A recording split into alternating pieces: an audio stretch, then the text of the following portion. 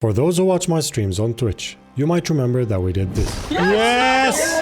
There it is. Yes! Oh my gosh. Okay, it's all there. A player-made sea fort that makes Fort of Fortune look like a vacation. It looked really awesome. We even locked Athena's treasure in the main vault for others to fight for. It was so grand that it could not get any more disappointing.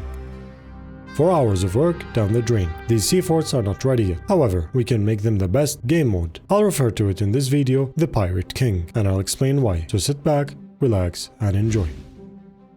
Hey guys, Phuzzy here. I want to tell you why we did this. Perfect place to roleplay.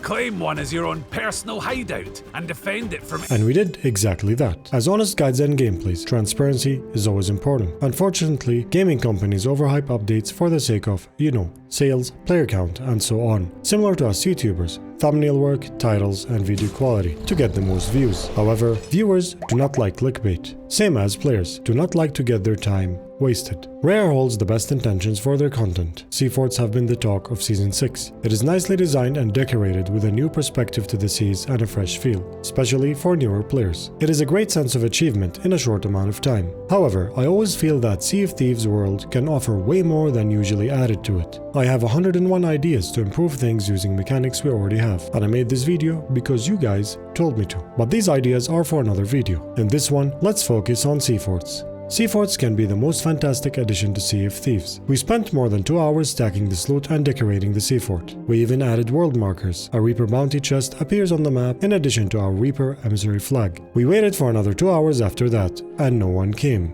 We even started going crazy in this haunted place. Quincy turned the main quarters into his personal tavern. Hello there, traveler. Oh, nice. Perfect.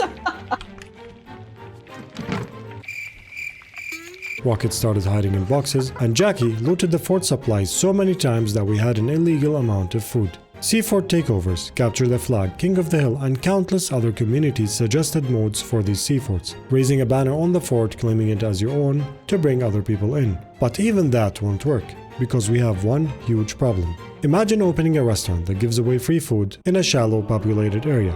No one would come, because there's not enough visibility or interest, causing it to close down. So it doesn't matter how big the world indicator is or how large the cloud in the sky could be, if such a thing is implemented, because the server cap is low. We already get uncontested Fort of Fortune most of the time, so whatever the beacon is, it will only be announced to 4 or 5 other ships, and possibly with low interest due to the continuous focus to casual and new player related content, so they will never make it. Unless, why not let crews beyond the horizon know of our presence? That's where we can bring in this short-lived quest board. Captain Falcor created a great suggestion on quest boards going global in his video, making the quest boards better. The video suggests that quests on the board can be seen by multiple servers to improve visibility. He even called it, if quest boards aren't global, they will fail, and that's precisely what happened. So, in a sea fort situation, how can we apply that?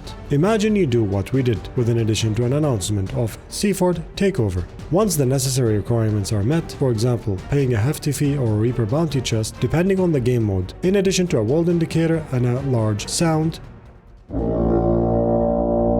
as soon as the fort is declared captured, a map will appear on the quest board broadcasted to all your region servers. Once acquired, a portal would appear so the ship that took the quest can go through just like we do with Pirate's Life Talltale. However, this time it will take you to that server where the sea fort is so you can fight over it. This will make all servers feel somewhat connected without any overhead. But you might ask, what if we reach server cap? Let's be honest here, dropping crews from 6 to the current 5 at the time of this video for better server performance made no difference, and even if it did, it's almost not noticeable. But we can take advantage of that. We can still keep the cap at 5 ships, but with a dynamic 6th slot dedicated to the PvP ship, leaving the 6th spot always open for that emerging ship willing to fight, the rival ship coming from another server. If the server cap is reached, the quest board map will still be there but with a lock, until the spot is open or the sea fort crew is defeated. And that is defined by finding the primary vault key, clearing out the vault, and then claiming that chair for a certain amount of time. And you might wonder, how did we get the loot inside? It's easy. Bring any loot you want, leave it in the vault after you open it and clear the captain,